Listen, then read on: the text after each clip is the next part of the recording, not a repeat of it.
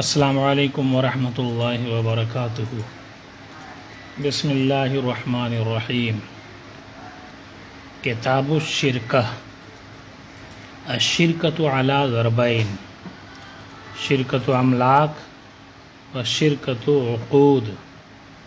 فشرکۃ الاملاک العین التی یرثها رجلان او یشتریانها فلا يجوز لأحدهما أن يتصرف في نصيب الآخر إلا بإذنه، وكل واحد منهما في نصيب صاحبه كالأجنبي۔ والضرب الثاني شركة العقود، وهي على 4 أوجه: مفاوضة وعنان وشركة الصنائع وشركة الوجوه۔ فأما شركة المفاوضة فهي أن يشترك الرجلان فيستويان في مالهما وتصرفهما ودينهما، فتجوز بين الحرين المسلمين العاقلين البالغين، ولا تجوز بين الحر والمملوك، ولا بين الصبي والبالغ، ولا بين المسلم والكافر، وتنعقد على الوكالة۔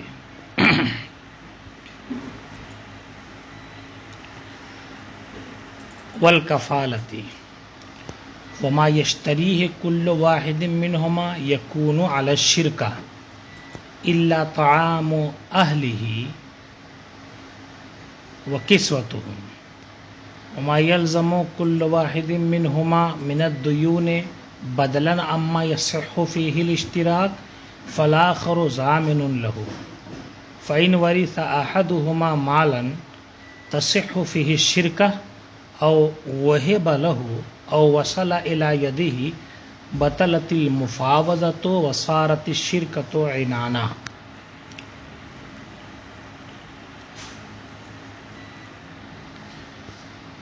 شفا کا بیان ختم ہو گیا، اس کے بعد شرکت کی گفتگو شروع کر رہے ہیں۔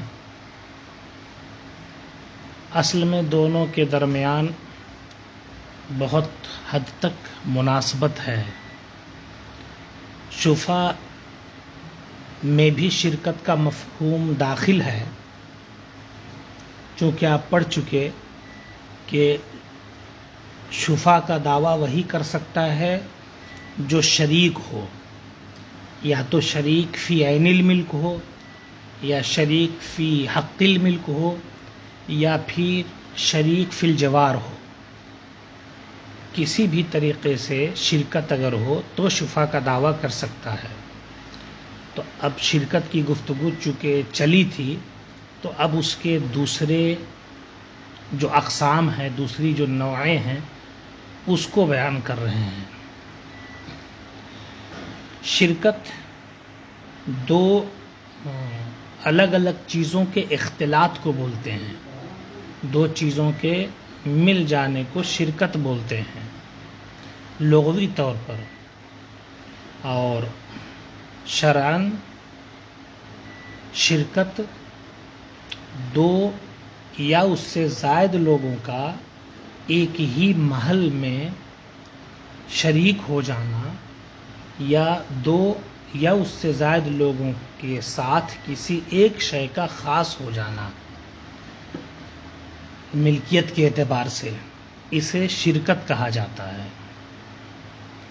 اس کی دو قسمیں کرتے ہیں، ایک ہے شرکت املاک، ایک ہے شرکت عقود۔ آپ اگر غور کریں گے تو پتہ چلے گا کہ شرکت عقود بھی بہت حد تک املاک میں شرکت ہی ہے، مگر اس کی نوعیت الگ ہے، اس لیے اس کو الگ بیان کر رہے ہیں۔ کسے کہتے ہیں شرکت املاک؟ دو لوگوں کا یا اس سے زائد لوگوں کا کسی عین میں شریک ہو جانا، کسی معین چیز میں شریک ہو جانا۔ اب یہ شرکت چاہے وراثت کے طور پر ہو، جیسے باپ کا انتقال ہوتا ہے اور اس کے اگر 2 بیٹے ہوں تو مال میراث میں دونوں کے دونوں شریک ہوتے ہیں، یہ بھی شرکت املاک ہے۔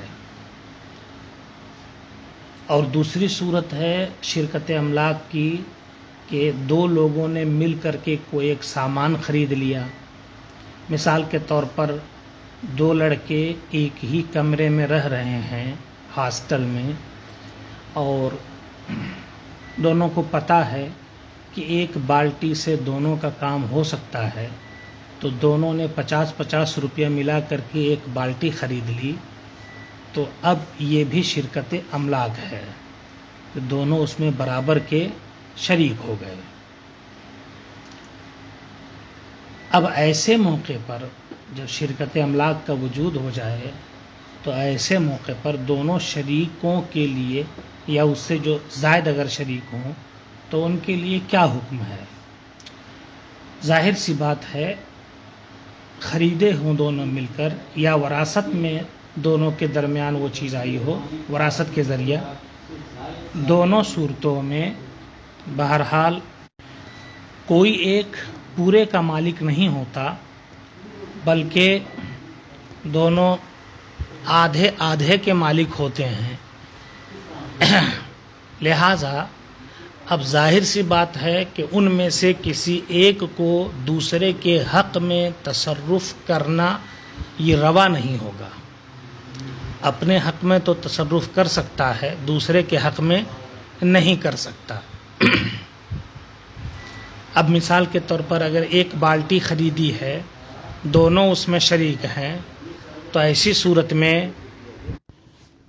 اگر دونوں کے دونوں اس میں شریک ہیں اور کوئی ایک صاحب اس کو تنہا استعمال کریں تو یہ درست بہرحال نہیں ہوگا۔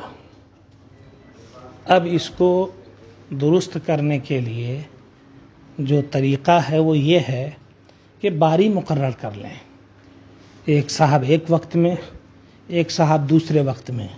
مختلف طریقے اس کے ہو سکتے ہیں جس میں شرکت کا ایک لحاظ بھی رہے گا اور ساتھ ہی ساتھ وہ شے بھی استعمال ہوگی۔ اسی طرح وراثت کے طور پر اگر دونوں کے درمیان کوئی چیز آئی ہے تو ایسی صورت میں ایک وارث پورے کا مالک نہیں ہے، دوسرا اس میں شریک ہے، تو وہ ایک وارث اس میں تصرف نہیں کر سکتا کیونکہ دوسرے کا حق مارا جائے گا جب تک کہ دوسرا اس کے ساتھ شریک نہ ہو۔ اگر وہ کرتا ہے تو بٹ جانے کے بعد اپنے حصے میں کر سکتا ہے۔